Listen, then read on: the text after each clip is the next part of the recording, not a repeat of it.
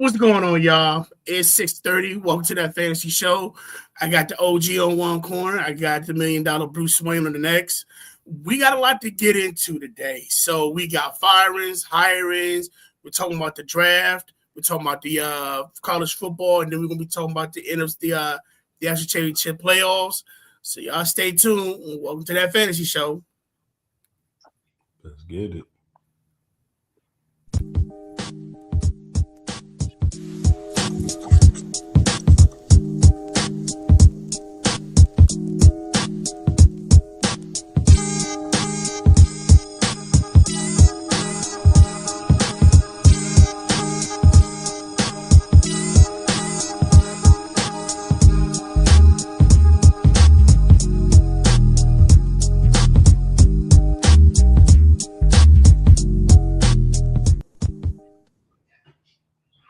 Welcome to That Fantasy Show. I'm your host, that Prime one, the commish, COZ.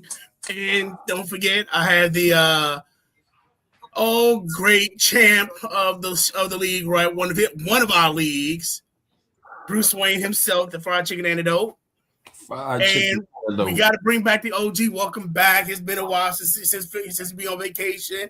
I've been looking on more on YouTube and seeing him having fun out there doing his thing.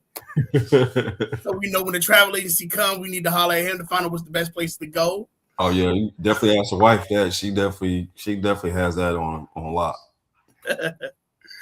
And once again, everybody, you see we got the champ. Borrowed his wife's belt till he actually gets till he got his belt. So, it still feels nice. I like it. So, we got a lot going on. We didn't have hirings. We're seeing the potential. We didn't have firings. Teams that we didn't think that was going to happen. We didn't went through the actual hirings. It's a lot going on. So let's definitely get into that first. First, let's actually get into the actual. Let's see if I still have it. Let's see if I have it. The list of job openings. It's like to see who's available. There ain't many left anymore, are there? Actually, no. Let me see. I'm trying to pull it up now, but for some reason, it wants to act up. But I do have it. So we know Mike Tomlin's gone. Which made the hell out of me. Well, I think that was more of him stepping down more than him being hired. I can't believe you stepped down from coaching the Steelers. What the hell, guy? Well, I just felt it's time to spend some time with the family, get my head right. Just, I've been coaching for 18 years, bought 2 championships. Granted, I did my best. 19 years. 19 years. See, that's why I need a vacation because I'm forgetting stuff. But I'm gonna leave that to the OG. Yes, sir. That's his team. I'm gonna let him. I'm gonna be like Buffalo, and I'm gonna let the older take a step on this one. OG, it's on you today. Yeah, man. First of all, shout out to Mike Tomlin. We love him. We definitely gonna miss him. I'm not a fan of this new coach. My cousin down in Savannah, Georgia, saying, give the man a chance. I don't even want to give the man a chance because he didn't do nothing with Dallas. And he had weapons at Dallas. You know what I'm saying? I feel like... Yeah, but he also had Jerry Jones. He was under Jerry Jones' thumb, too. Yeah, I feel like if we're going to get a new coach, we need to get a new offensive coordinator because keep running the same old plays. I mean, a kindergarten could figure out the offensive plays that we was running. Right. So, best of luck to Mike McCarty. But Steeler fans, we are hard. You know what I'm saying? So... He may get some boos. I think he's gonna be one and done because if he doesn't get my boys to the playoffs, they not gonna tolerate that.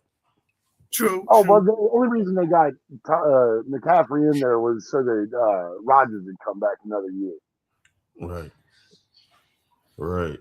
Now, I'm not gonna lie. That was gonna be my next question. With them picking up McCarthy. Mm-hmm. Does that guarantee Aaron Rodgers actually staying another year with the Steelers? No. I'm gonna agree with fried chicken. I'm gonna agree with fried chicken antidote on that one. No. Yeah, old tinfoil hat. Lord knows what he wants to do. Yeah. Well, Another thing I was watching Dan Patrick show Friday, and he actually brought up what Ben Roethlisberger actually said about them drafting the QB. He's saying, hold off, stack your team up, get your team, start from everywhere else, and then get that quarterback that runs through the team. So with if you do take Ben Roethlisberger advice, his approach, would Aaron Rodgers actually be considered the best choice to actually take? Hey, better than Mason Rudolph. Yes and no, because I mean he's be what 43, so He'll be 43 next. Everybody know he ain't trying to take no hit, so it's like you still got to beef up that line. They talking about they talking about maybe trading Broderick Jones and getting another left tackle, but I mean, I think it's time for A-Rod just to let it go. And to be personally, I would have went out on top and just retired as a Green Bay Packer. That's a true statement. Well, he had to follow the Brett Favre thing. He wanted to go to New York and be with the Jets too. So yeah. Well, you guys know he ain't been to Minnesota yet. Yeah, that's right. Brett did go to Minnesota. He did a little bit in Minnesota though. And that's what he was actually showing that community D to everybody, sending out cell phone pictures. You know what quarterback I'm glad and then follow that? Your boy from New Orleans, Drew Brees. I'm glad he just retired with New Orleans. Right. I think Brees, I'll probably say with Brees, I think he enjoyed his career. Yes. He got a championship with that team. He did what he could. He set records. And it was just, you know what? I'm done. I don't need to go. I don't need to continue this. Right. You know, I made it to the record books. I've won a Super Bowl title with this organization. What else do I really need to do? Right. He got a ring. So that's an impossible right there to win one ring. And he beat Peyton Manning for it. So that pretty much tell me like, look, dude, I'm on cloud 9. I done beat who y'all consider one of the greatest quarterbacks in our era. Mm-hmm. On top of that, I done set records upon records upon records. I've been in an organization that's actually taking care of me. What more can I ask for? No. Well, that Drew Brees was a little guy, and they did not have the best line for him down there in New Orleans. He was getting beat up. But they had the weapons for him. But he did have weapons. Yeah, I mean, when you have at that time you still had Darren Sproles as one of your weapons. You still had Bush Thompson. Yeah, Bush. You had Bush. You had the big tight end. What's his name? Jimmy. Yeah, Jimmy Graham. You had Jimmy Graham. And then you had the wide receiver that came from Ohio State. What's his name? Michael Thompson? Michael Thomas. Yeah. Like I said, he had a great career. So it's kind of like one of those things to where I would say this between him and Rodgers. Rodgers is more ego. Yeah. It's more ego because honestly, he could have had his sunset, walk in the sunset a long time ago. Mm-hmm. But I don't know if it's where here's my perspective. Is he chasing Brady? Well, because honestly, technically you can't catch Brady. Not unless you're talking about touchdowns. He definitely gonna catch them in Super Bowl rings. Right, that's what I'm saying. Super Bowl rings, you can't catch them. I don't know if there's something to where it's something that you feel as though it kind of reminds me of who was the name of the quarterback on any given Sunday that oh Christ. Not Fox. Not Fox. Not Willie Beeman. But that's what Aaron Rodgers reminds me of. Yeah. They call him Cap. Well, it's either that or they don't. Aaron Rodgers don't have anything else. All he has is football at the moment. Well, no, he owns. Doesn't he own? He owns the Milwaukee Bucks. He's a part owner of the Milwaukee Bucks. He has ownership with NASCAR. He's still with the racing chick, right? Oh, is he? No, him and Kirkpatrick are done, I believe. But I mean, it's not like you can. It's not like you can walk out of. It's not like he can't walk out of the actual NFL and not say, "Okay, there's nothing I can do." Right. There's nothing. I mean, with him and his, he can probably play as a John Wick stunt double if he wanted. Probably so. Yeah, but like you can't do TV after. Don't nobody want to hear him talk. He don't like I said, he don't got to talk. He can be the John Wick stunt double. Yeah. He can do a cereal commercial. There you go. Look, he could be Keanu Reeves stunt double if he wanted. I mean, exactly. But besides the Steelers, another one that I'm not gonna lie, I kind of knew this was coming. The Bills find Sean McDermott. Yeah. Now, my question with this, I kind of felt that this was going to happen, but my question was it time to let him go? I mean, to be honest, shoot, I wish the Steelers would have picked him up instead of McCarthy. Right. Because that would have been a better fit. With the Bills, man, they've got to be the saddest team in the NFL. You know, the only team that went to the Super Bowl 4 times and lost all 4 times, and now they can't even get back to the Super Bowl. Yep. But I guess here's how I feel as and this how I feel. I feel like Chris Rock when he talk about we need a president. I want somebody like Pat Riley. It'll get you to the promised land. We might not win a championship, but we sure as hell come close. It's guaranteed the playoffs. And that's all. Would you like a coach to where every year you know you have a chance? And how long are you willing to keep that as an owner? How long are you willing to hold that until you feel as it was time to go? Now I get it. To do it for 19 years. Say what? The Steelers were willing to do it for 19 years. But the Steelers got 2 championships out of them. This is a true statement. They got 2, but a lot of the times it was making it to the first round, maybe the conference finals, and then you going to Clay County. But he still got 2 championships out of Tomlin. No, I did my research. The big championships. He only won 1 ring with the Steelers. I thought it was 2 as well. I thought he won 2. He has 2 rings, but he won 1 as a head coach with the Steelers, and he won the other one as a defensive coordinator with the Tampa Bay Buccaneers. Yeah. I looked that up because I thought it was 2 rings too, because both of them should have been with Big Ben. Right. I thought he had 2 with Big Ben.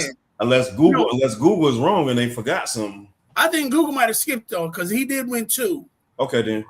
Because you had to, because I know it's the first year, because Ben has what? 2 rings. He has 2 rings. If Ben has 2 rings, let me look that up real quick. He might have. I think he does have 2 rings. I thought they did. I thought Bettis got one, and they got one right after Bettis left. Because he was with Bettis too. He got a ring with Bettis. You're right. He got 2 rings. First one was in 06. Right. Second one was in 09. First one was 06 with Hines Ward. Yes. Second one was with the catch for the cat from the cat from Ohio State. You talking about Santana Moore? Yes, Santana Moore. Santana Moore, yeah. And that was the second one. Okay. So then that means Tomlin has 3 rings. Then he has 2 with Pittsburgh and then 1 with Tampa Bay. Right. Okay. But even then, like I said, with the Steelers with Pittsburgh, he's giving you 3 Super Bowl appearances. Let's put it that way. Right. He lost 1, got 2. He's giving you multiple divisional titles. You're making multiple playoff appearances. So I'm not gonna lie. I totally lost where this conversation was going, so that's my fault. But I mean, the Bengals do the same thing too. They ran with what was his name? They ran with fucking the Ginger Ninja. Yeah, for the longest. I know you're talking about. Right, they ran with Andy Dalton and fucking Palmer for the longest time. And every year he was there, they had a playoff appearance. He kept the Bengals in playoff contention, and then they let him go. And then it's kind of been, I'm not gonna lie, it's been kind of Splitsville ever since. Can't really say it because when you finally get Burrow takes you to the Super Bowl. He hasn't, he didn't win it, but he took you. So then that gives you that whole host that, okay, we have a chance of making this again. Right. Joe Burrow's the only reason Zach Taylor keeps his job in Cincinnati. Okay, so I'm looking this up again. They saying Mike Tomlin only has one Super Bowl ring. He started coaching in 07. Mm-hmm. So Big Ben won his first ring in 06. So who? Right, that was with. So that was Bill. So that was Bill Cowher. Bill Cowher, right? So that was Bill Cowher that he won that first ring with, and then he won his second one with Mike Tomlin. Okay. So Big Ben got you 2 rings, but Mike only got you 1 ring. Right, but he made another appearance with Green Bay. They lost to Green Bay. They lost to the Green Bay. So really, he really got you there twice, but he's 1 for 2. Right. Okay. But even with that type of resume, he's still getting phone calls. Right. He's still solid. Yeah. Yeah, he's still solid. But even then, like I said, I guess that was the question I had with McDermott, especially the season that they had. Right. Because one, you were kind of your wide receiver core was literally like the Washington Commanders team, the Walking Dead. And see, that's what I understand. The only team is like you had to sign Braden Cooks almost 2 weeks before the season ended because you had so many players that were hurt, so many wide receivers that were hurt. And then what kind of made it bad is that I don't know if y'all watched that press conference. That press conference was kind of like talking to your parents when you and your brother spill something because you claiming the blame on everything else. You find it one thing and you find another thing to blame it on. You know, you talk about the state of the team, and then you talk about, drafting Keon, the reason why you drafted Keon Coleman. I don't know if we really wanted him, but we kind of, this person was eye on, so we picked him up. And it's like, okay, so what does it have to do with the team? And then on top of that, how you going to sit there and throw one of your actual players that you actually drafted under the bus that's still in the contract? Right. So which one was that? Which one was that when they got thrown underneath the bus? Keon Coleman. Okay, then. I'm like, he was the second round pick out of Florida State, but it's kind of like I don't know. Like he didn't play bad. Like they were talking about like he didn't do anything. Like no, he kept you in a lot of games all season. Well, he was. I guess they wanted him to be the primary wide receiver. Yeah, he did. That was right here. Number one. Yeah. Then on top of it, you still had Alvin Mack, and then you still had who's the cat that got hurt? Shavers. Yeah. Yes. He got. It's kind of like you had other players, but then the way that y'all was playing, the way the Bills have been playing, they played towards the tight end. It's the running game and the tight end.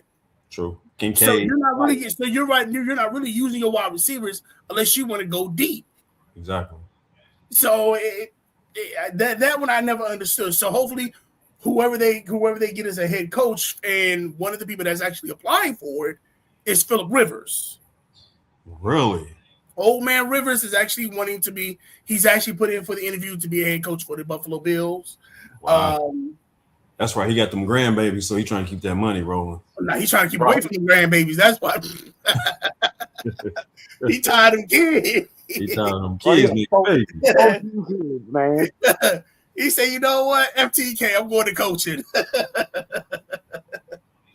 Because right now he's actually going into the position. Now, I do have a question for you, for both of you. If you were a GM or if you were a head coach, which position do you feel is the most head coach position is the most wanted, and which is the most difficult? The most difficult quarterbacks. No. Coach the team. The team. Which team? If you have for the teams that's available in to be for coaching, what team would you feel as though this is the dream job of coaching? And then what coaching is like, dude, I'm only here for the money. Dream job would be a coach for Pittsburgh Steelers. Only here for the money. Probably the Giants, but they got Super Bowl rings too, though. Right. I would want to say the dream job for me would be Atlanta.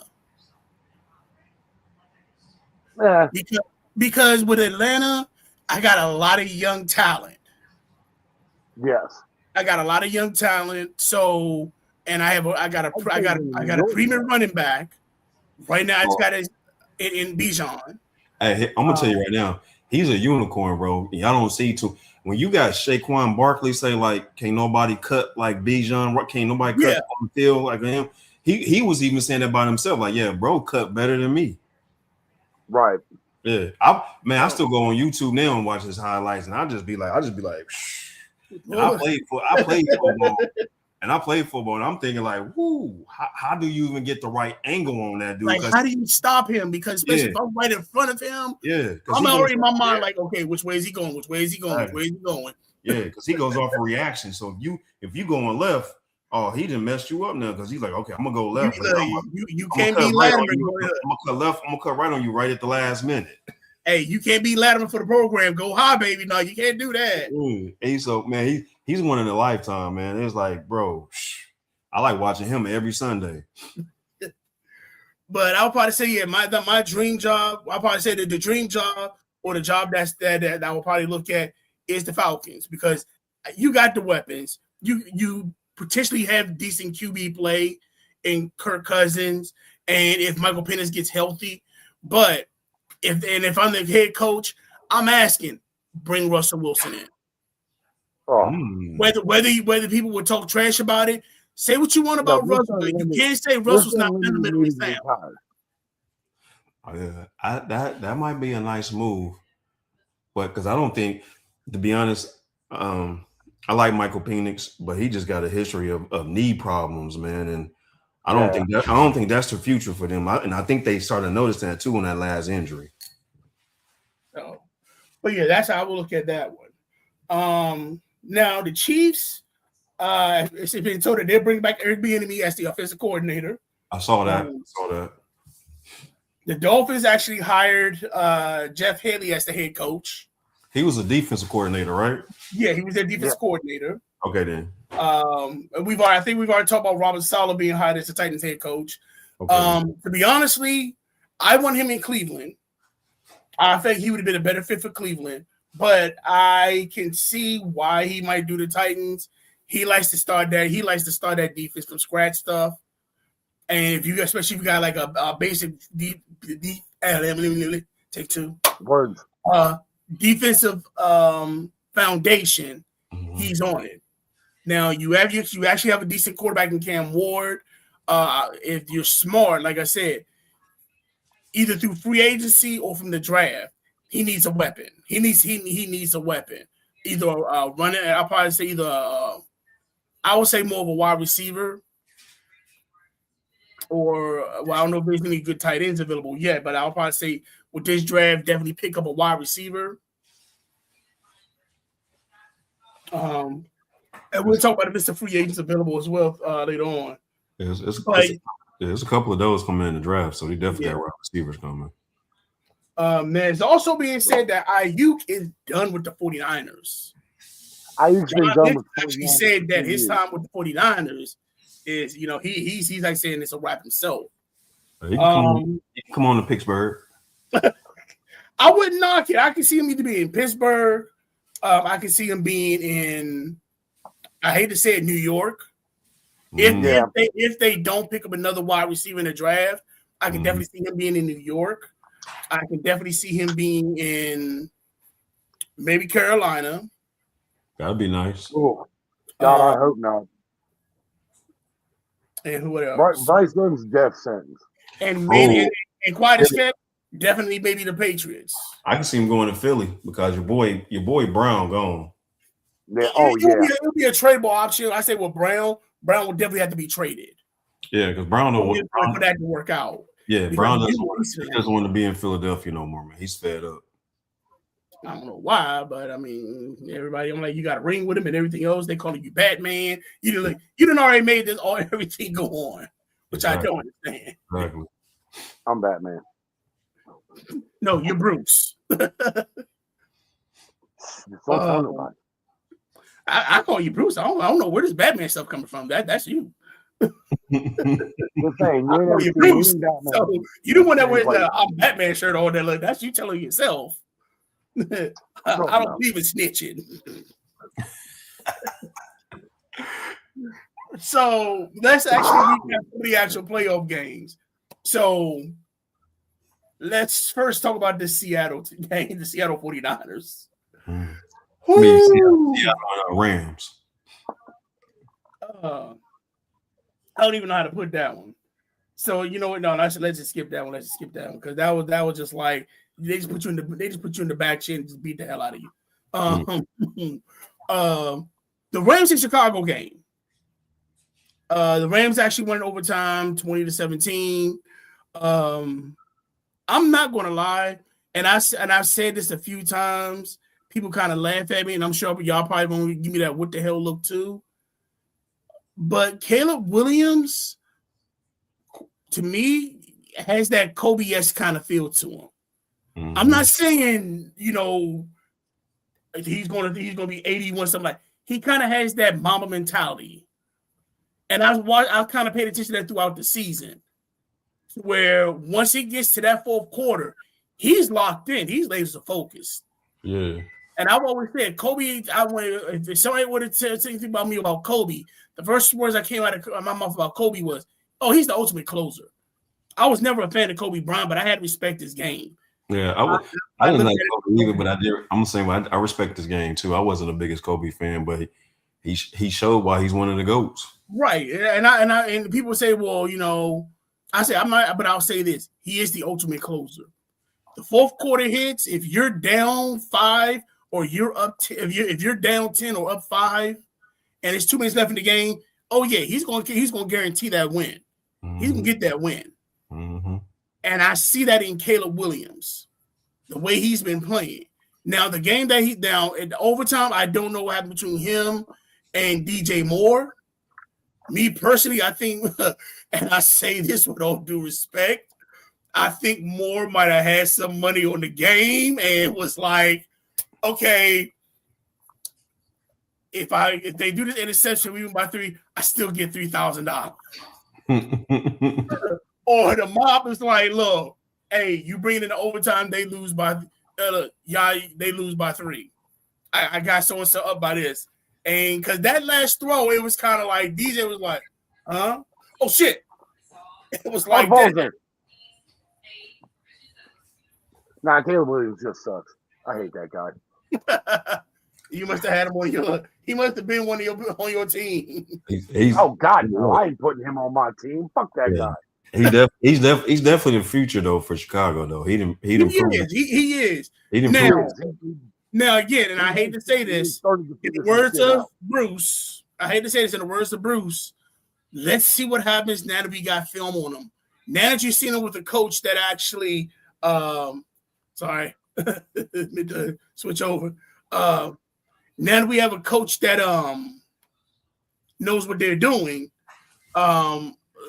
let's see how we can focus this. Let's see how we change this. Because now they got tape on how you played this season. Are you going to actually you got to get better. You definitely have to do that. You definitely got to get better. You definitely have to make changes to your game. If you're not, I know everybody can't be like Peyton in the off season. You're sitting there watching, you're sitting running tape, watching defenses and making adjustments. You're running tape on the defense or certain coordinators every year studying your tape. That's what Peyton Manning was doing. Now, is Caleb doing this? Is Caleb taking that same option to, okay, on my off season, yeah, I'm looking at these coordinators and how they run their defenses, how they did their defense against us or certain plays like this, and making adjustments. That's what, if he's doing that, if he's pulling that off, he's going to be a dangerous man next year. Mm-hmm. I honestly believe modern players, once the season is over, they're done with their, and it's all sports. It's not just football. It's all sports. I think modern players, once the season is over, they're done with that. Like they're just shutting their mind off from it until next season starts. You had that mindset maybe for a while. Once it's over with, it's 3-2-1 carnival. Yeah, I understand that. To where you're on vacation mode. yeah, I did. Yes. I did do a carnival promotion. Yeah. What? What I mean by that is that once the season is over, and even Russell and even the great Russell not Westbrook. Bill Russell actually said this. It's like when this basketball season's over, I get away from it. I don't touch it. I don't think about it. I don't watch it. I try to miss it.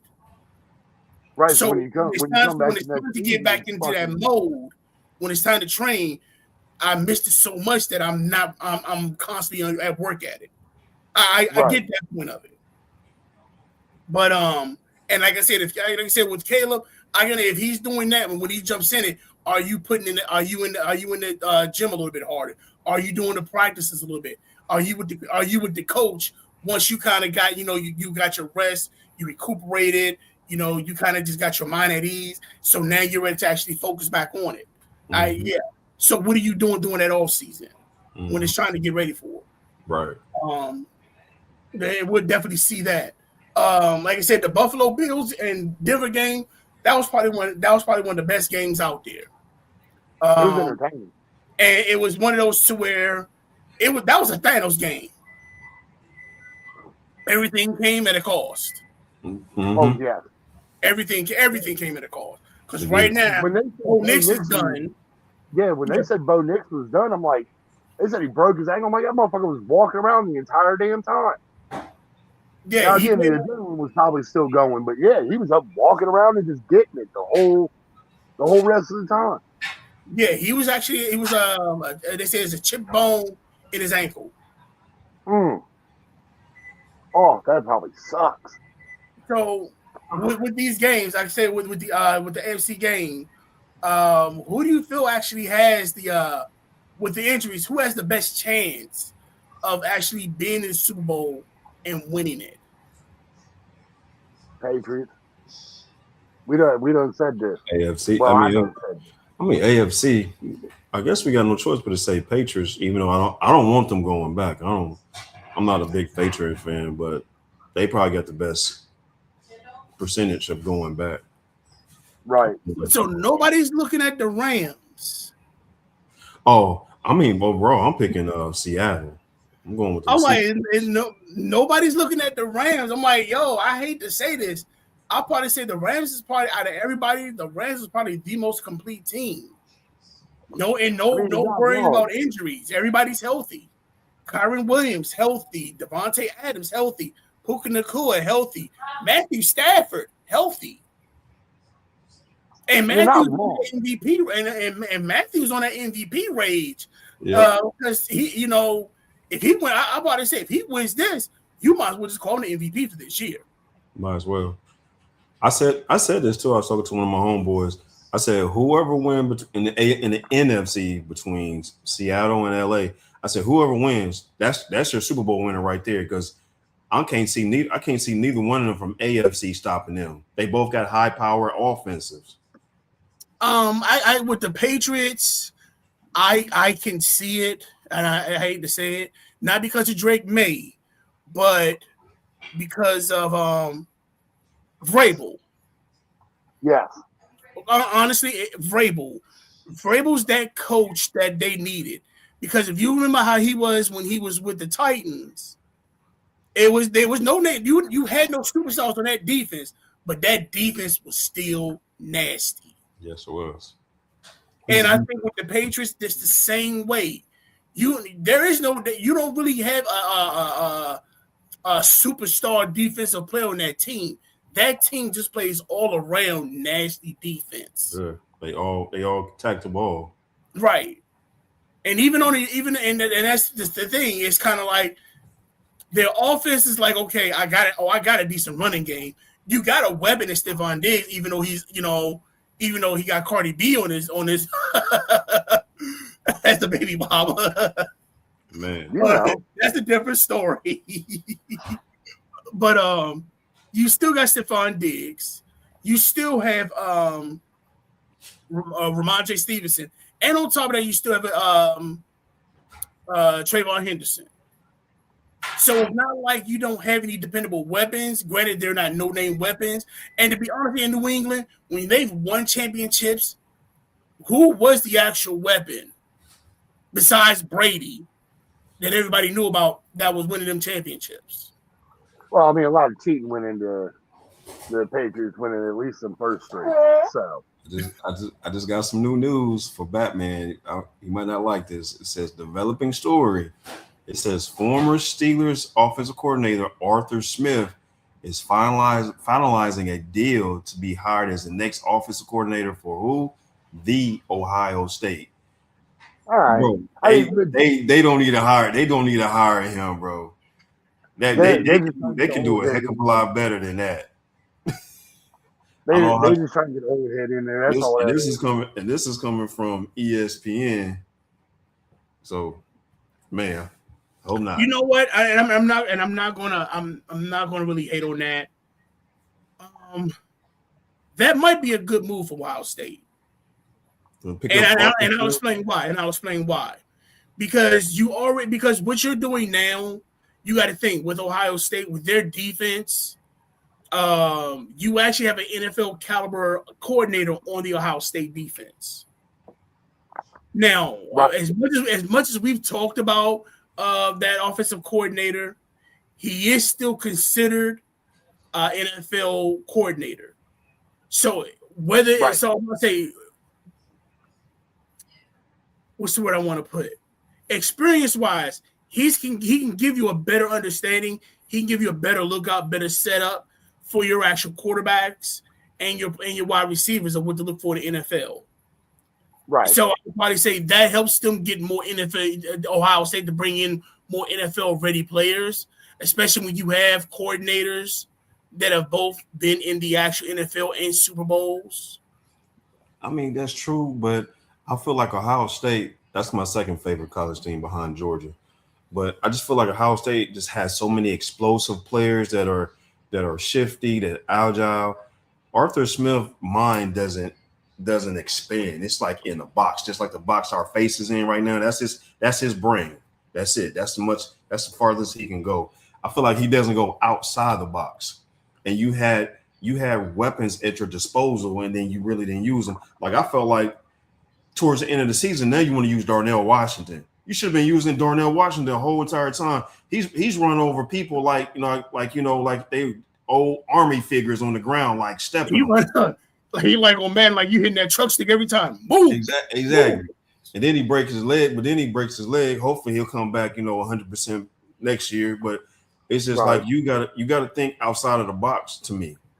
Well, I will agree with that because I do feel as though with the Steelers, why does you had more weapons than you realized? We all knew about DK Metcalf. Then you picked up, then you're like, okay, you had Calvin Austin, but you really didn't use Calvin Austin the way he should have been used. You also had Geno Smith. Now, that's the one that really got me. I'm like, okay, you just signed Geno Smith. You just traded for Geno Smith, who was with the Dolphins. And on top of that, he's been, every place he's gone, he's been almost either has been or damn near 1,000-yard receiving tight end. Exactly. He was with Tennessee. He was with the Dolphins when they decided to use him. And it's like, wait a minute, why aren't y'all usually using him, especially with the type of offense that y'all trying to use? Exactly. That's how I see it. Agile, and so that was my thing. I didn't understand it myself. But again, I will probably say for Ohio State, I do think that does help with the development because as much as O State is pumping out NFL players, I would definitely say it's good to actually have somebody that can teach you the NFL experience. He might not be the best he might have been the best in the pros, but he does give you that actual experience and to know, okay, well, this is what you look for. This is what you do, and to make plays professionally to where you're not seeing in college, that you only see in the pros. My biggest thing with it is the Steelers pick up Ohio State players all the time. It's only right that we kick, a Steeler every once in a while to come up here and do their thing. So it's all right. We'll help you out a little bit. Yeah, we'll take them. We'll take them up here. That's all right. Yeah. Well, I guess we'll see if it really happens or not. Right. Well, then again, it could be one of them things. Like he comes from an era where it was more of a touch of the running game was your primary. Mm-hmm. So if he gonna come in, Ohio State does need to work with their help with their running game. usable this year, but it wasn't at the upper echelon like it was when we got the Natty, because we had Quinshawn and fucking Travion going together, and they were just running people over and doing what they do. You got these little guys that didn't want to. They're not afraid of contact, but they're more just trying to juke and jive on people and not get down the field. They're going east and west, not north and south. Mm-hmm. So speaking of Ohio State and the national title game and the Natty, let's actually talk about this national title game. Indiana beat Miami 27-21. Great game. It basically came down to whoever had the ball last. Now, I did actually here's the actual list of the available players in their rankings. Does that change? Do you feel is Mendoza? Well, I'm assuming now the way he played, well, him maybe someone else was draft, he's probably number one. But do you feel as though the way he played, does that guarantee that he should be a number one QB available? I don't know if he should be the number one pick, but I definitely say he's definitely a first rounder. He's proved to me that he's a leader. He's a leader. And he has a good size too. He's 6'5". I didn't know he was 225. I thought he was like around 210, 215, but 225, that's solid. That's like Big Ben's. Well, Big Ben was 260, but still though, that's a solid quarterback. Bruce? Mendoza, like, I don't know. Most of the time, normally the way it's been working out in past, the Heisman Trophy winner has not been the greatest of NFL prospects, right? Like, just the last few that have come out have not been the greatest. Now, Mendoza, again, it's going to be one of those things. With the way the NFL runs now, they're just going to throw him out there. He's going to have to deal with he's going to catch his lumps early with whatever team he goes to. If you do it right, and I really think that if you do it right, he doesn't play. I understand you wanted to see him play, but it depends on the team he goes to. If he goes to a team to where he has and they were talking about this in on the Day Pass for the Sports Center. But this is also looked at. When it comes to when you're looking at these draft prospects, you got to remember, you're watching them play with weapons. You're watching them play with the top of the top in their area. We built a team around this player, and this is how he looks when this team is built.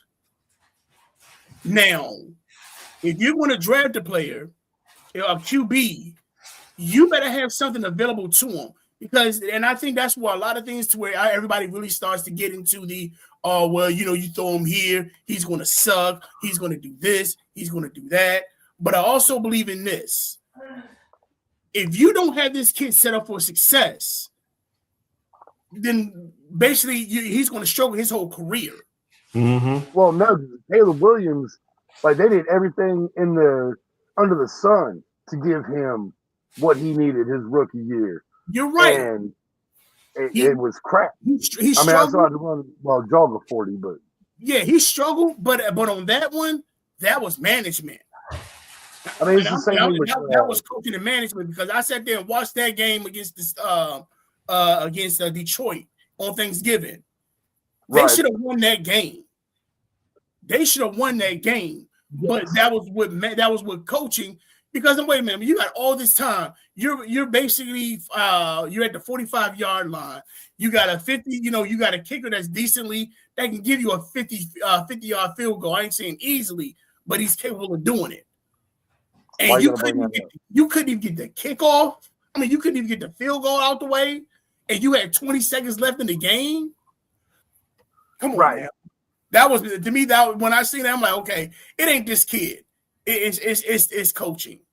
Oh no, it is. And now you see how he is now coaching to where, like I said, he's reminding me of his play is reminding me of a little bit of Kobe Bryant. I know it's hard to compare that, but to me, it's like, watch how he plays in the fourth quarter. He literally takes over. Yeah, he's on a different level. Fourth quarter, he's on a different level. Yeah. Like his energy, like it's kind of funny because he's like first, second, third. He said, "Yo, I'm just using half of my, not even a Right. quarter of my energy." He said, "I'm gonna see y'all." He said, "Look, come holler at me fourth quarter, then you see the real me." Yeah, he probably said, "Don't keep it close." Right, He probably tell him, "Don't right. keep it close the fourth quarter. Y'all, He talk if y'all beat us, y'all better beat us. If the right, fourth quarter, if this close, that's y'all ass, Mr. Postman." right. He talking stuff. He talking stuff to the defense like, "Hey, if y'all 6 or less, we coming for you. we I will coming. say this: y'all do Don't keep it know close. who is Keep it close." y'all do know who his quarterback coach is, right? No, I know. I do not. Good old Ohio State, good JT Barrett is his quarterback coach. Man, get out of here. You serious? I Really? swear to God, Caleb JT Williams Barrett quarterback coach is JT Barrett's his JT Barrett. quarterback coach. Yep, Wow. No wonder why he's slinging it then. right. No why he's So, slinging that like I picks said, then. so I commend because I probably say, you know what, that's a Detroit thing. Because quiet as kept, that's who Jerry Goff's actual coach was. Who was he? Used to play for? He was the quarterback for the Jags. Long time ago. Oh God. Don't say Coughlin. No. This is when the Jaguars were good. Okay. That's been never. No. There was a time to where the Jaguars actually were contenders every year. Mark Brunell, that's who it is. Brunell, yes. Yes. Okay. Old school. You had Mark Brunell as the quarterback coach. You had Aaron Glenn as the offensive coordinator, and you had Deuce Staley as the he was the assistant offensive coordinator. He was dealing with the running backs. That's that Detroit foundation. And to get somebody like Barrett, oh yeah, Barrett's teach you how to he'll teach you how to scramble, and he'll also teach you how to stay in the pocket. Well, how long to stay in the pocket and when to scramble. I'd have loved to really see him be as a quarterback, but then they kind of draft him as like a wide receiver in the draft. Wasn't he drafted as a wide receiver? I don't remember that. Barrett was like career scout or not scout team. The practice squad. The Saints they wanted to use Barrett, but they couldn't get him up to the team. They just kept him on the practice squad, and they kept releasing him, bringing him back, releasing him, bringing him back. I mean, that's a good paycheck, but he actually wanted to play. And eventually, even when Barrett was at Ohio State, like Urban flat out said, like he's going to be a coach. So like I'm fine with that. Give him about 10, 15 years, like he can come back to O State. We'll take him. That's fine. Now watching the game, Mendoza, did he show when you watch this game, did he show that he was that he was worth being the number one pick? No, but he showed me that he can definitely survive in the NFL. Now the next one, Carson. Now other one is Carson Beck. Now my question with Carson Beck, I'm not saying he's going to be a first round, but is he a foundation QB?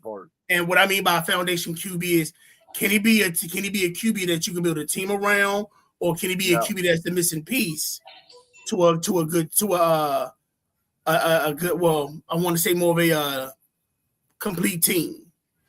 Carson Beck was like the missing link.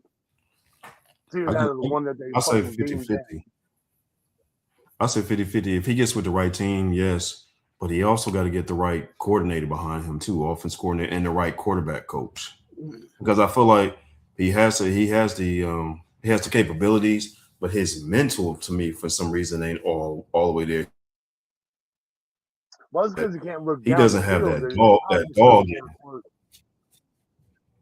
It's because he can't look down the field. His eyes are so far apart. He's just looking at the sideline. Oh man! So his eyes going east. Really? Really? That's where you go. Yes.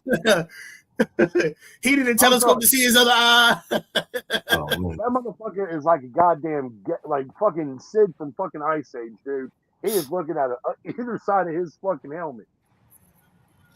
Oh my god! But I probably say the way he played, Yeah, I can see him being right now. If he's drafted, he's going to be a backup. But I can definitely feel as though if he ever gets a chance to be with a complete team, he could pull a Sam Darnold like in Minnesota. He could be. I don't want to say he will be a superstar, but I'll probably say that if Minnesota were to pick him up, he might make a little noise. I'm not saying he make. JJ McCarthy. Hmm. They don't want another JJ McCarthy in there. He's from Michigan. I don't think he's the right fit, anyways. And I really feel like he ain't really a starter. JJ McCarthy. And to be honest, the NFL quarterback, like he's not. He cheated for 4 years. Like if you already know what the plays are, like you gonna look good. They've seen in the NFL that he does not know what the hell he is doing. That's why they keep it. They tried that first year. They were like, yeah, he's great. And then he blew out his knee. He had that whole year to sit back, actually watch the game and learn.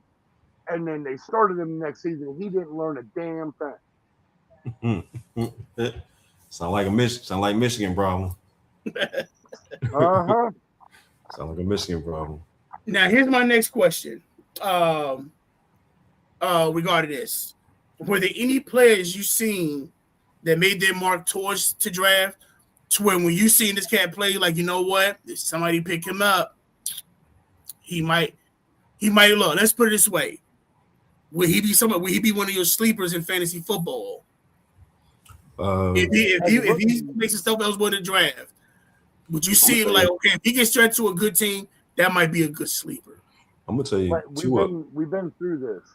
Rookies are good for about the first 8 weeks. Okay. First 8 weeks. Get a guy that's good for for the first at least 8 weeks. Because then every team's got enough tape on you to figure you out for the rest of the season. That's fine. But during that time, like I said, if he's a sleeper, he's giving me points, right? For 8 weeks. That's what I need. Keep me in the hunt for 8 weeks. I can find somebody else. Hopefully, I got somebody to build it. Hopefully, I got other players around me with my drafts where I'm picking them up.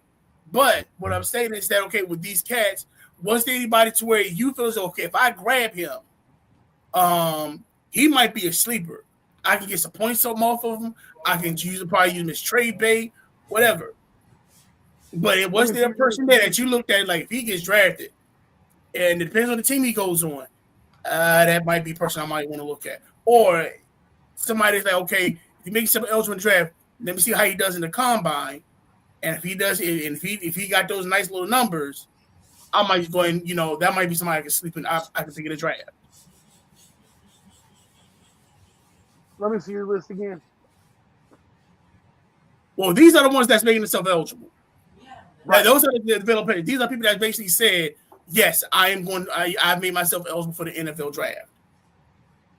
But what I'm saying is from the actual bowl game. That's all. But what I'm saying is from the actual bowl game. Watching that bowl game, where there's certain players that you've seen that you realize, you know what, if he's eligible for the draft, he gonna make some noise. I think the one that does show me that could be actually a game changer is your boy from Notre Dame, Jeremiah Love. Yeah. Jeremiah actually has that it factor, and and the reason why, because he got love for the game. And if you paid attention to ESPN, your boy Mel Kiper, what's his name? Mel, the one to be doing the draft. I think it's Mel Kiper. 140 mock drafts, yeah. He predicts. And because Kansas City got a high pick this year, they were like top 10.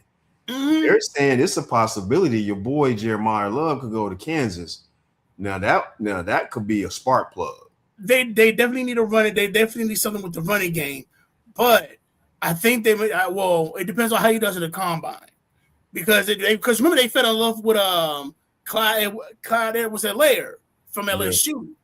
They fell in love with him, made that move to get the first round pick for him, and he really didn't play like how he was supposed to play. I feel like he wasn't chief material anyways. Right. Yeah. But they kept his ass around. Fuck, they kept him around. They got him back this year, didn't they? Yeah, they re-signed him. Yeah, they ended up because They got rid of him. He went to New Orleans. Really didn't do anything. They let Mm-hmm. him go. But that was more because of injury. And Because everybody else that they had was getting hurt. Right. So they actually it was like, okay, well, let me see. We're gonna bring him back in. Right. And then you had the other running back. What's his name? Isaiah. Was it Pocahontas? Pacheco. Pacheco. Yeah, Pacheco. He was tough until he had that leg injury. Yeah, like I said, he got hurt.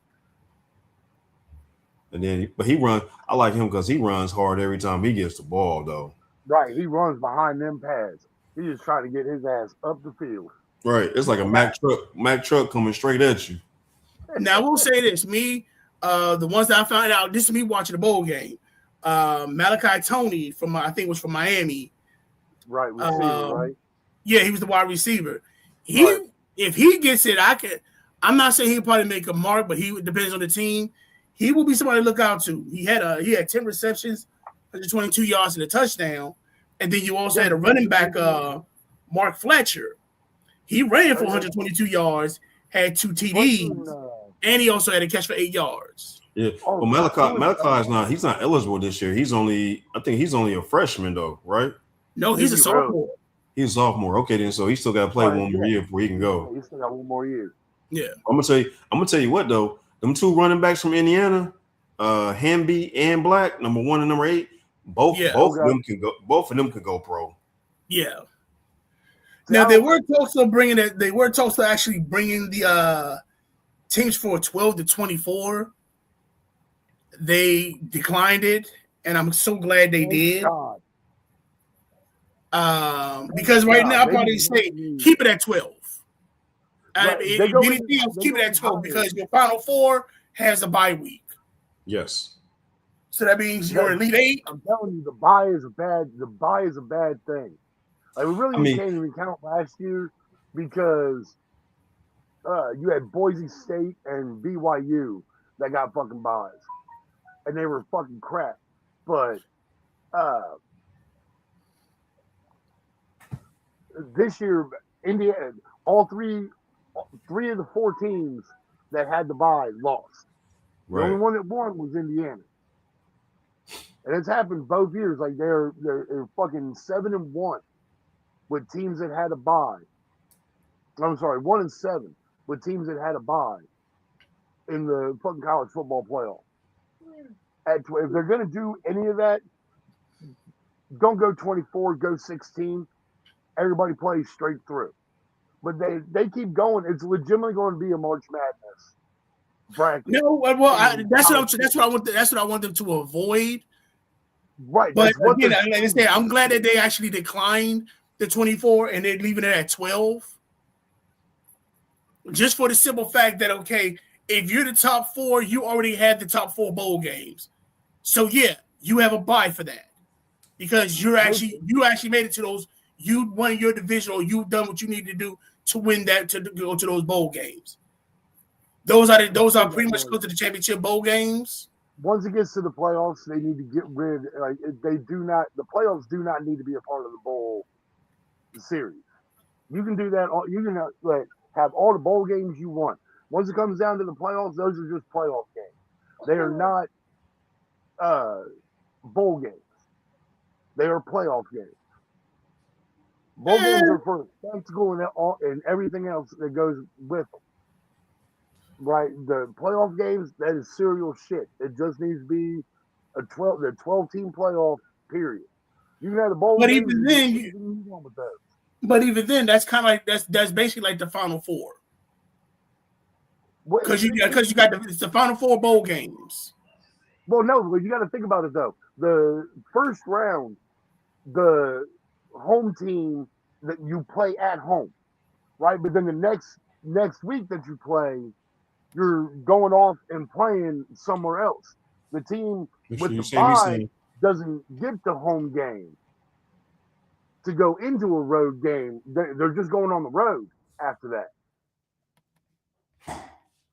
So like the top 4 should be home site games. I agree. Like you can get the bye, that's fine, but their game should be at home. I agree. That bowl game should be at their home stadium. Right. Because I'm sorry, like even on December 31st, December 31st, when it fucking happened, like I guarantee you, there have been 100,000 people in the shoe watching that game. Right, right. You had that last year to where you actually had the game that was at Ohio State. Right, with Tennessee, right, coming out stupid as fuck with the damn shirts off. What is wrong with y'all?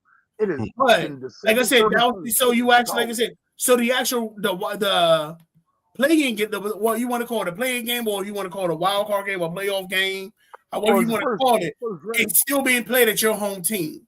So I definitely understand that. So the winner of this game is actually being selected to basically represent themselves into to that home series, to where you have a chance to actually battle for a national championship. You win the bowl game, you go to then you pretty much go to the national championship. Again, if they go to 24, fuck, we just finished. No, they're not. That's what I'm saying. They're not. They've declined that. No, I understand that. But if they do go any higher, right, we're gonna be playing into February. Right, and I think, and that's why I agree. That's a waste. That is a waste. Yeah. I agree to where you do the top 12. So that's basically you got your top 10, and then you also have your kind of your wild card spots. Now we already know the top 4 are getting the buys because again they're the final 4 anyway, so they already represent those bowl games. Mm-hmm. Right, but those 4 teams should be able to play at home coming back. It's essentially their warm up coming back because again they're taking that bye. The other team, they got to play at home and then come over to here to play a game. Okay. Or go on a road game. So, sorry about that, because we actually got a question from Easy B23. If I say it wrong, Easy B3241. Sorry about that. In the Dynasty League, would you guys trade Dobbs for Pierce? No,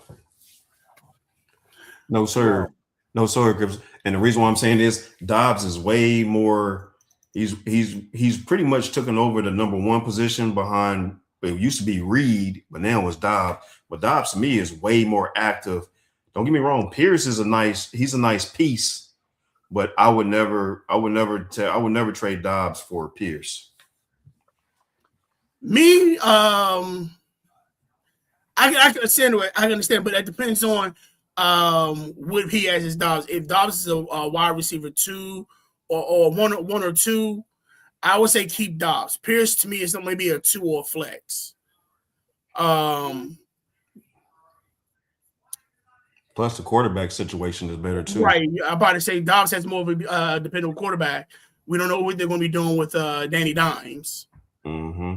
But yeah, so for easy, I would keep Dobbs. I will hold off getting Pierce. So thank you for that, brother. Thank you for that question. We definitely appreciate it. Yes, sir.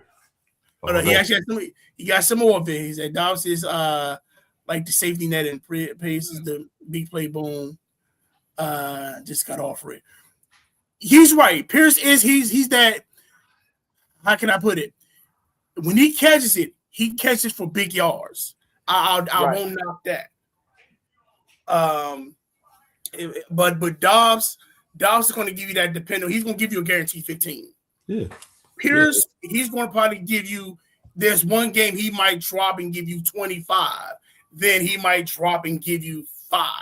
Then there's another game he might give you 15 off one big play, and you don't see him ever again. Exactly.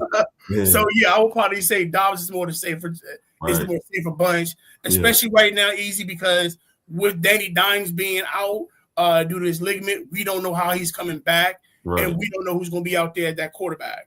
Right. So brother, I would probably say Dobbs. Yeah, because there's no guarantee that even Richardson is going to be back on the team. No guarantee, dude. He's reminding me more and more of he's kind of Marcus Russell, man. Man, he's. I mean, I hate to put anybody's name in that category, but yeah, he's starting to be a bust, though, man. But I tell you what, though, it reminds me of and it was funny. I was watching Training Day, and that's another question I got to ask y'all. We discuss that one later, but with Richardson, he does remind me of the person they were trying to draft. And remember the actual when the investigators said, "Hey, we gave everybody, they gave him a playbook, and in the playbook they also gave him $100." And they asked, "Did you read the actual playbook? Because if you read the playbook, you'd have seen $100." Now it will let you know if you were either lying or if you didn't read it. And they basically said it was like he didn't even read the playbook.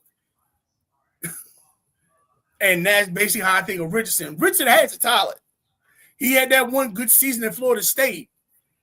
You mean Florida Gators? Yeah. I'm not Florida Gators. Florida. I'm sorry.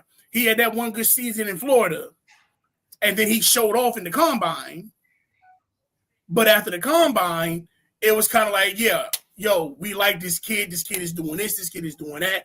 And again, this is the actual same time that they actually built weapons around him. So I've always said to where if you have a quarterback, if you're watching him in college, see how he is around his weapons. If he's dependable on his weapons, if his weapons are making better plays than him, then it's not him, it's that team. And that's what Richardson was. Richardson had a great, because when you actually build around him, think about it. He had Michael Pittman. He had Michael Pittman from the jump. He had Josh Downs. He had Eric Ebron, who was considered one of he was another Kyle Pitts in the wide receivers, to where he was fast, agile, and tall, and he was able to make any play. You guys had him with the Steelers, Eric Ebron, and I think he also had a decent running game, but he still was struggling to make the plays. But then you bring somebody in like Joe Flacco making everybody look like superstars. Well, because Flacco, and it's like, wait a minute, how's it? It's like, wait a minute, he has these weapons, and this kid is struggling, but this old ass dude is actually showing off, making superstars. That tells you the difference between college and from you making that adjustment from college and the pros. Because to me, part of it too is you got to sit in that film room. You got to watch film. Yeah, because the game is actually faster than college. You got to be able to watch that film to slow it down for you to actually figure out what's going on this field. You got to be able to read. I can't stand a quarterback that doesn't read the field. You just looking at one wide receiver, but you got three of them out here with a tight end. Like, bro, give everybody a chance.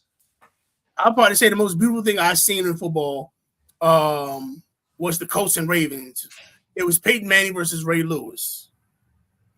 And what made it so beautiful was watching how these guys are setting up before the ball is hyped. You got Manning directing traffic, and you're seeing things being changed. Soon as Ray sees the changes, he's yelling at the line to do this. You're seeing the line being adjusted. You're seeing the wide receiver. You're seeing the DBs change. It was a beautiful thing to where it was like a damn chess game before the ball was even hyped. That's when you know tape is being studied. That's when you know you on. Like I said, that was the most beautiful thing I've seen. I'm like, dude, you got a quarterback and you got a lineman just sitting here playing chess. Like, oh, you gonna do this? Mm-hmm. Hey, they doing this. Hey, cover two. Yeah, you hit. Yeah, when you got your lineman doing that, and you got Peyton Manning going, Papa John's, Omaha. But you got to think about it too. Even back then, Manning didn't have his center was out of this world. Jeff Saturday, that was not a regular center. Yeah. That center, you don't get too many Jeff Saturdays, man. He was telling Manning like, hey, they about to blitz. Right. But you know what? I'll probably say, but you know what that count says? Him also being in that room with Manning. Yes. Right. And him being a Tar Heel also. You got one. I had to slide that in. I figured that. I had to slide that in. I didn't even know he was a Tar Heel. Yeah, he was a Tar Heel. So yeah, I had to slide that in when I got a change. There's only ever been 10 of them in the league, so see, as you know, everyone. Call them what you want, but we still, when we get in, boy, do we make our mark. Yes, sir. Oh. Well, before we do go, especially as we received an actual fantasy question. I want to go over something. Let's go over the action. This is what I feel. These are the considered bust from this year. Of fantasy? Yeah, these are our fantasy Okay. busts. So this is gonna be our segment called we call Bye Felicia. Bye, Felicia. Wasn't that a dude?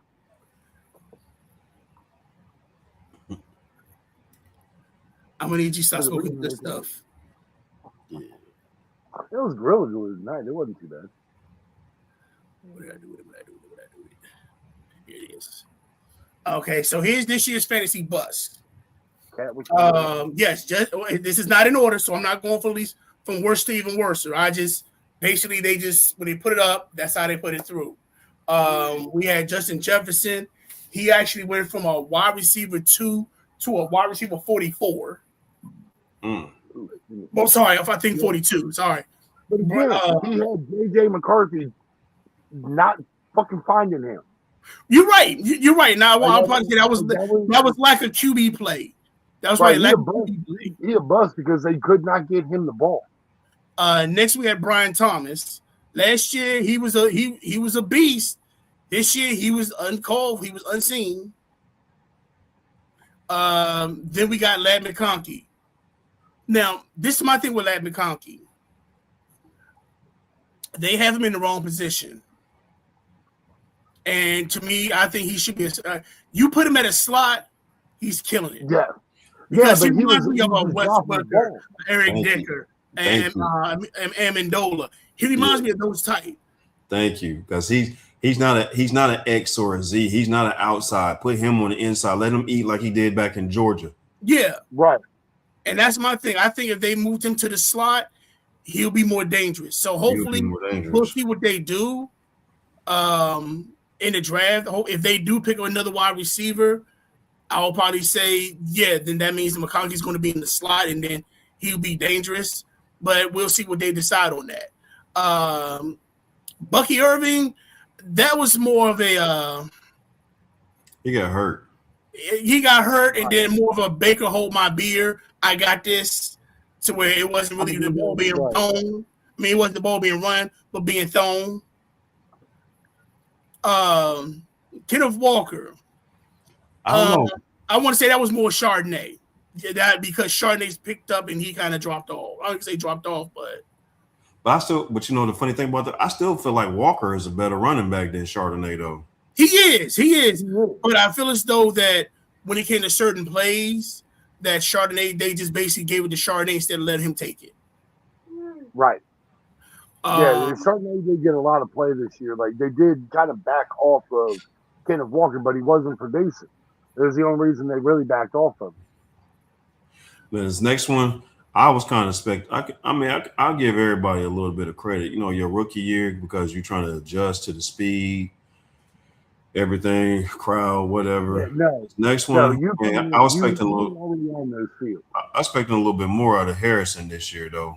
Yeah.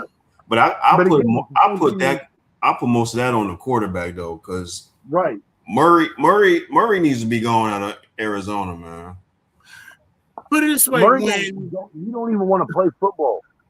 Put it this way, when Jacoby Brissett looks good, when Jacoby Brissett was basically throwing you the ball and he's starting to get more yards with the backup, right?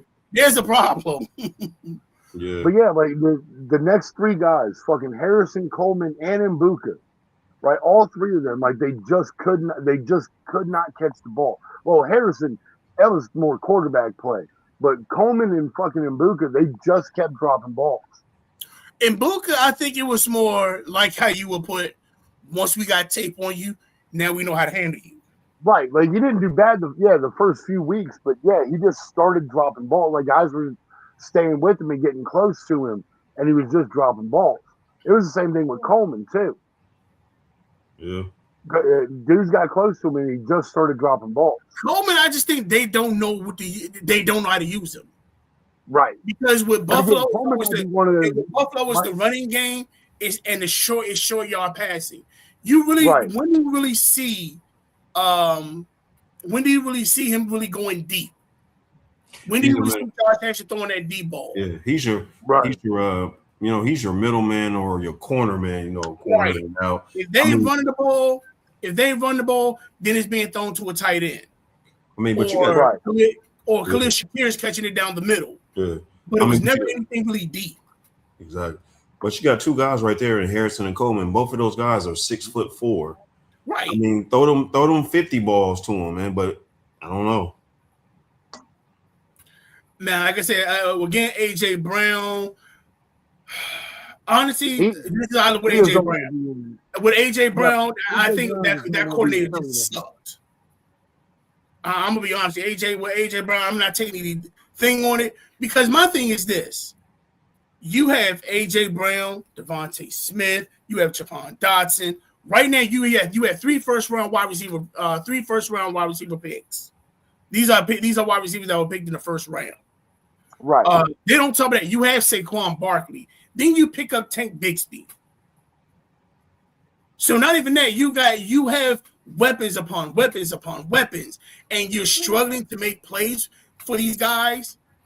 Philly should have been averaging third, and I'm not trying to exaggerate. Philly should have been averaging 30 points a game. I mean, you knew it. I mean, come on, let's be real here. Everybody knew it was an offensive coordinator problem because how you go from winning the Super Bowl last year and you're sharing the ball with everybody, but now you act like y'all can't even get the ball out to the receivers. And you got was the coordinator. Yeah, you get a pass. Right, and you got 2 number ones on the team. Smith, Devontae and AJ. That's 2 number ones on the field. Right. And it was one of those 2 where, like I said, it should have been pick your poison. You should have been the coordinator should have been in the booth like, whose dreams do I want to shatter today? Exactly. I got AJ on one. And see, AJ did it last week, so he was Batman. Let's give Robin a chance. Let's go ahead and give it to Devontae real quick. While we at it, let's throw a little bit of Saquon doing his little shuffle. And then they actually got a decent tight end too in Dallas. Dallas Goedert. Yeah, you have one Goedert. Yeah. He's underrated to me. He's really a good tight end. He is. Because I'm not going to lie, it was funny because if you remember that draft, Philly actually made the adjustment to get him before Dallas. Dallas had them on the radar. They was trying to get him. But Philly moved up and grabbed Dallas Goedert. Now, was he good because he's good, or because like he was the only one that could get the ball to? What do you mean? With fucking Goldberg and fucking Philly, was it because they weren't getting the ball to the wide receivers and the only one that could get it to was the tight end? No, so I think he's zeroing in on one on the wide receiver group. Like then the tight end's going to be open. Like, was he good because they were just doing everything else to shut everything else down? He obviously wasn't that good because Philly ended up losing. I mean, but that being said, fantasy wise, he was like bang ass every goddamn week. Goddard was phenomenal. Yes. Right. Yeah, he was very consistent. Yes, he was. Yeah. But again, was it because they couldn't throw the ball to anybody else, so they had to get it to him? No, I want to say when it comes to with the tight end, he played like Kelsey. Kelsey, okay, yeah, you can probably say if nobody's available at this play, or if you see them putting more plays in, I got to make myself seen. I got to make myself available. Mm-hmm. So yeah, that's what God was able to do. And if that was the case, then once you kind of make that effective, then that's where the adjustments are going to be made. So if now I got to worry about the middle being open, I'm shutting down that middle. But on top of that, I'm leaving a leak somewhere, either in a run-in play or a deep pass play. Right. And the thing is, Philly would never. And the thing is that Philly never capitalized on it. That coordinator never capitalized on the leaks on the defense. Right. Every defense, and OG, you probably can tell me this the same thing. Every defense has a leak. Every defense has a leak. Every defense has a leak somewhere. You just gotta find it. Yeah, you just got to be able to find it, and when you do, you just got to explore it. You be like, Right. okay, oh, they slow. They're good linebackers, but they just slow on the outside. So what you do is you run your running backs to the outside because you know your running backs is faster than they linebackers. Okay, that's what we do. Or we be like they doing a cover two, but it's pretty much cover two is if y'all think about basketball, cover two is just like a zone. Yeah. That's all that is. But man on man, like okay, now we're gonna really find out who can really cover and who really can't. Right. Can I burn you right off the first step, or do I gotta make some moves out of it? Exactly. Are you gonna go for this? Are you gonna go for this double fake move I'm about to hit you with? Or are you just gonna stay there solid and just watch my feet and my hips and be like, oh, I can't really shake this dude because he really watching me. Yeah. But that's the way with Philly, I really feel that was the actual reason. Yes. Now I definitely fellas, we gotta talk, but we gotta wrap it up. I definitely want to tell everybody thanks for listening. You know, I'm glad we're starting to get more comments in, especially during the dynasty season. If you got those questions, definitely come and talk to us. If you have questions about the draft, we definitely be covering free agency pretty much coming up on March 11th. You got the combine coming up pretty soon, pro days, and then we definitely want to discuss the draft and how that turns out for you guys that are in the dynasty leagues. I'm not gonna lie, I'm probably gonna try to get into a dynasty league myself. You're not too damn like what is that gonna be? Fuck 14 leagues that you're in? It'd be 9. How do you even watch football on Sundays? Like I guarantee you, whatever team we about to fight. Every team you have. I understand your question. How do I watch the games? Red Zone. I understand that, but like every team you have, like you're not gonna have the same team. I pretty much keep and look, and I hate to look, and the bad thing is this. I think you're trying to, as you say in the bank world, I think you're trying to get some information out of me. I think you're fishing for some information so you can screw me over my drafts, damn it. No, that part no, because look, I'm not gonna. We sit here, we do the drafts. I got the wife sitting right fucking next to me. Right, we're trying to get essentially the same team, so it goes. You get the same good team. You can get that over 9 leagues. That's fine, but like you're not going to get the same guys in every league. You're right. So like you're going to be sitting there watching, and a guy that's on your team that you need to win, that you need to get points to win, you're going against in another league that you play in. Like, how can you watch and like root for anything? Because other than that one player hopefully is not controlling my game. Right, but you got. And what I mean by that is I get what you're saying. Let's say because it happened. Your wife having to actually clip me and grab Saquon Barkley. Now I had Saquon Barkley in majority of my leagues. And then she did it again with DeAndre Swift.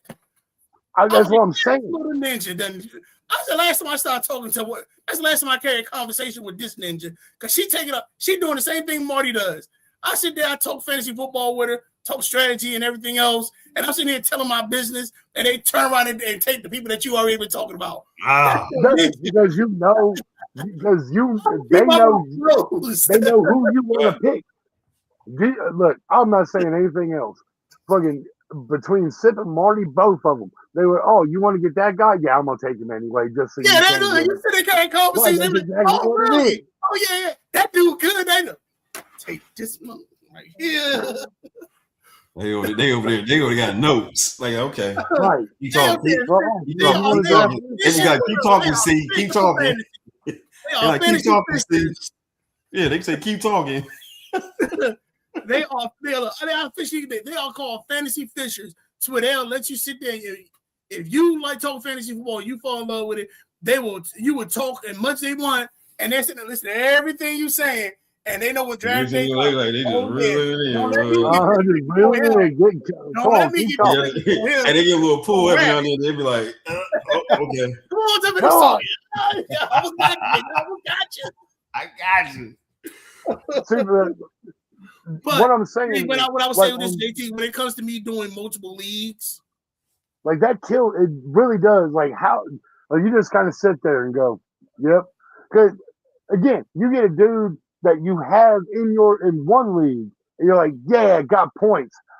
Fuck, you got points for that other fucking guy. Like I play on. Well, I mean, I was on two, but I only really paid attention to one. I sit there and watch the guys I need and scream, yell, and holler and get excited all day because I only got the one team I gotta really deal with. Right. Feel me? So I got those guys. They do good. Multiple players, though. I will say this, Jay, for multiple players, if you're doing multiple leagues, you have a foundation of who you want. Right. You have a clear-cut foundation. You have your first option, second option, third option, fourth option. You're going to get 80%. I'll probably say with any league, no matter what league you in, whether it's one league, 4 leagues, 8 leagues, you're going to only get half of the people you want. I think I only got one that I actually legitimately wanted out of the entire draft. I only got one player that I actually wanted, and it was Puka. That was the only player. Like I'm going for this motherfucker. I'm going to get him. Every other player I wanted went before I even had a chance. Right, but even then, I'm sure. But you had to have a number 2, number 3, number 4. Everybody has that. Like I said, you have when you're drafting from that number 4 spot, that part sucks. Like you can make up all the paperwork you want. Like it don't matter until you fucking get there. Like we talk about it. Like if you can get these players, no, the good players fucking went before you had a chance to get them. That's why they ain't on your team. Yeah, the first round of the primary players are going to be gone. Especially if you're doing keeper leagues. If you're doing a keeper league, you pretty much know that most of the premier players are going to be gone because a lot of people are going to keep them. Right. Now, the only time you're probably going to do that, like I said, if you have, and I'll probably say this, is if you have a Patrick Mahomes. Patrick Mahomes is right at that age to where, at that mindset, where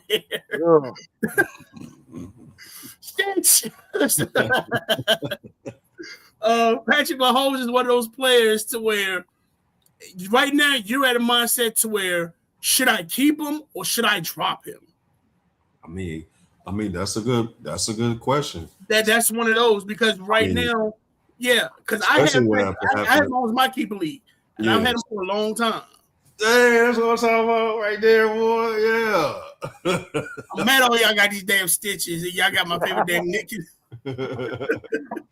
Yeah, with Patrick Mahomes and man, Lord forbid, I'm sorry, because he tore his ACL, right? Yeah. So I mean, son. I mean, I felt bad for him. I'm like, dang, on the very last game too. I'm like, man, what a way to end the season with a tore ACL. But he can't even go vacation. Like he got to rehab. You got to rehab. He can't even go on vacation. Right. No. You can still 3-2-1 carnival. Look, they tell you, you just can't be. You got to let it heal for a certain amount of time. I don't mind that. Look, baby, let's hit carnival real quick. Right. Look, you looking for a sponsorship, aren't you? You got that right.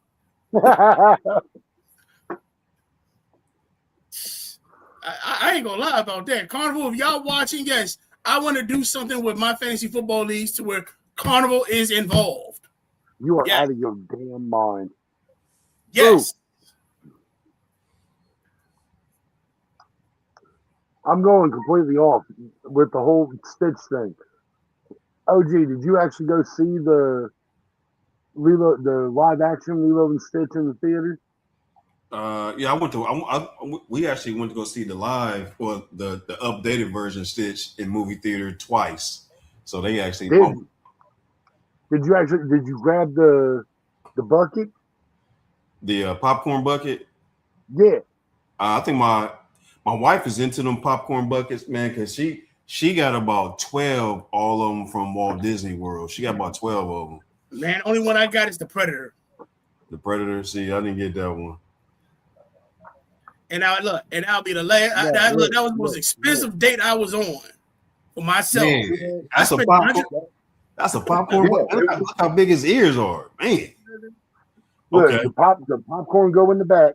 Yep. The top part is for Dranky Poo, but I have no earthly idea how. But we went and seen him. Like the only reason we went and seen Lilo and Stitch was to get this motherfucker.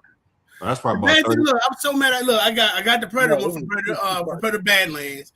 If I had really paid attention to this, I would have did the same thing with the Transformers one. Got the Optimus Prime one. Didn't do that. And then Pops helped you out by giving you the Batman one. You damn right. He didn't even get popcorn put in it. Thank you, Jesus. Nope. What is it? We went and saw.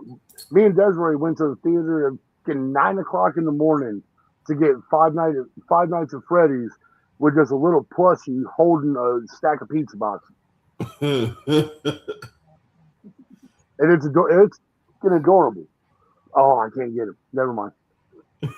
But he's fantastic. It's a little fucking Fazbear holding a fucking. It's a metal tin of fucking pizza boxes. It's fantastic. But no, Stitch was $65, and Sip and the girl that was in front of us almost fought the special needs guy behind the counter that day because he was like being retarded. He would only get them one at a damn time. We straight told him, we were like, look, like the girl in front of us and like he walked off to get it. We were like, hey, we're going to get it too. You might as well just bring two more. And he turned around and gave us the fucking finger. Like, I will get with you when I'm done with them. I went, we trying to make your job easier, dude. We got shit to do.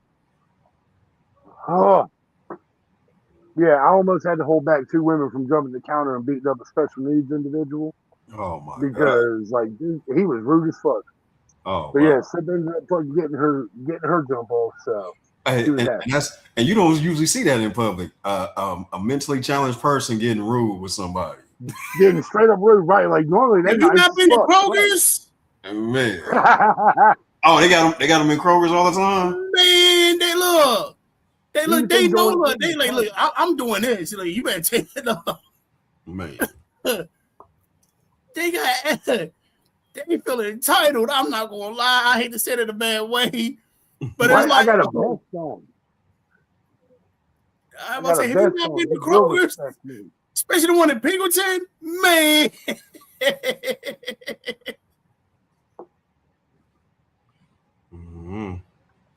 I mean, it started. But, ladies and gentlemen, it is past that time. I'm not gonna lie because my wrestling's is about to be on, and I ain't trying to miss it.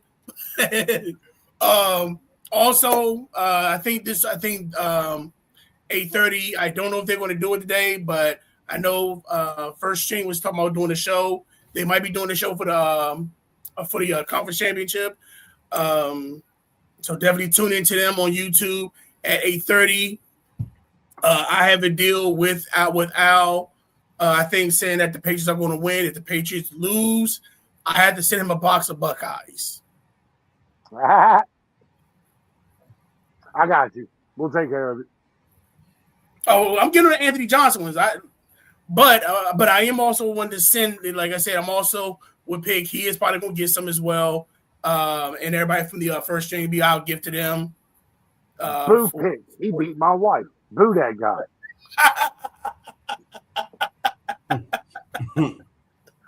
The way you just said it just made it sound so bad.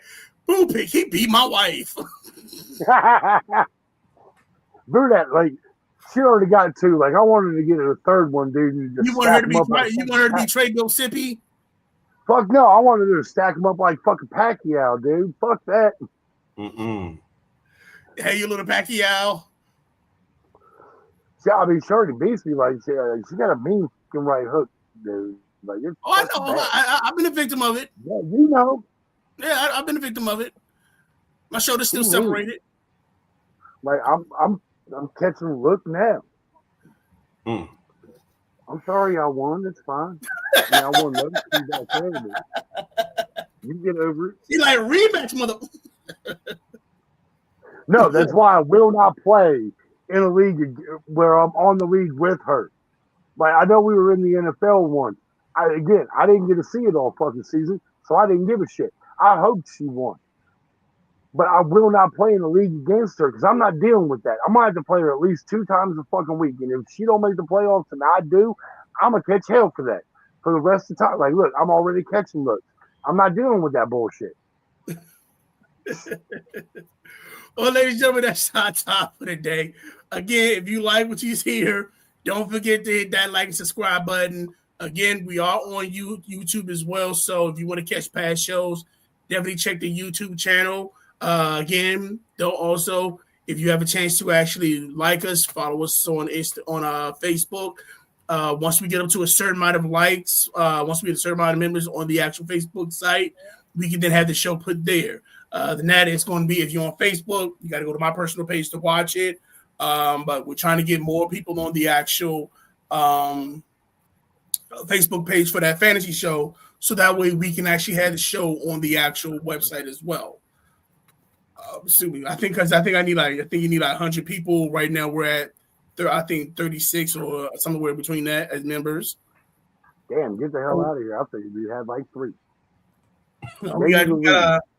We got 36 members. We need I think we need over 100 to actually have it to where we can do live streaming on the actual site. So we're getting there. Hopefully we'll get more people. Yeah, we're getting there. We're gonna get it. Yeah. It's gonna take a minute, but we there. Yeah. Next week will be Super Bowl week. Next week be Super Bowl week, where we actually talk about the Super Bowl. We'll definitely get more into the draft because we'll find more people that's eligible in the draft. Again, if you have your dynasty questions, definitely hit us up. We'll definitely give you our insight on it. And other than that, gentlemen, y'all got anything else to bring up? Anything y'all got to say? No, sir. All right. Bruce? All right. Well, ladies and gentlemen, that concludes our show. Again, hit that like, subscribe button. We appreciate y'all being on the show. Y'all take it easy. Peace. Peace. Get me my belt.